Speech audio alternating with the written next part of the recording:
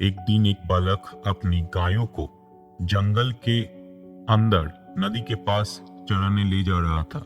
रास्ते में उसने देखा एक महान सन्यासी गहरी तपस्या में बैठे हैं, आंख बंद नाक बंद, पूरी ध्यान में।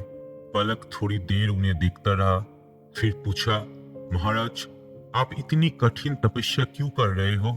सन्यासी शांत स्वर में बोले, मैं भगवान शिव के दर्शन पाने के लिए तपस्या कर रहा हूँ। ये कहकर वो वहां से चले गए। सन्यासी के जाने के बाद बालक के मन में एक इच्छा जागी, अगर तपस्या से ही शिव जी के दर्शन मिलते हैं तो मैं भी आज शिव जी को देखूंगा। उसने भी आंख बंद कर ली, नाक जोर से पकड़ ली और सांस रोक ली, इतनी जोर से कि उसकी जान जाने वाली थी। उसी वक्त कैलाश पर्वत पर भगवान शिव का आसन हिल उठा।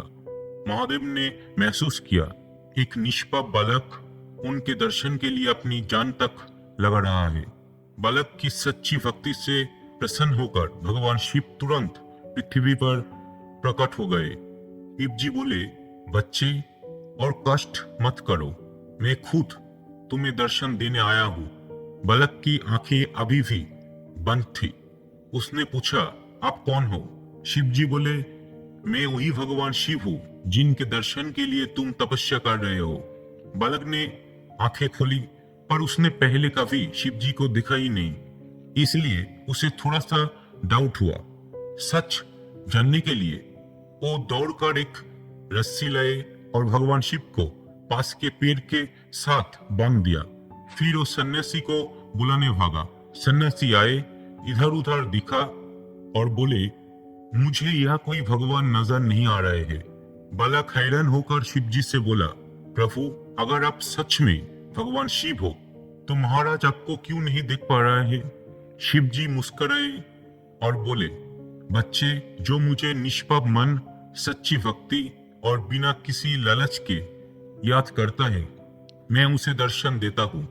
तुमने बच्चों जैसी निर्मल भक्ति और पूरे विश्वास के साथ मुझे पुकारा, इसलिए मैं कैलाश छोड़कर तुम्हारे पास आया। पर यह सन्यासी अभी भी अहंकार, भ्रम और स्वार्थ से बंधा है, इसलिए मैं उसकी आंखों से अदृश्य हूँ। याद रखना, निष्काम भक्ति के सामने खुद भगवान भी झुक जाते हैं। अशुद्ध दिल में ईश्वर कभी नहीं आते। सच्ची भक्ति ही सबसे बड़ी तपस्या है। जो भी महादेव को दिल से प्रेम करते हैं, कमेंट में लिखो, हर हर महादेव।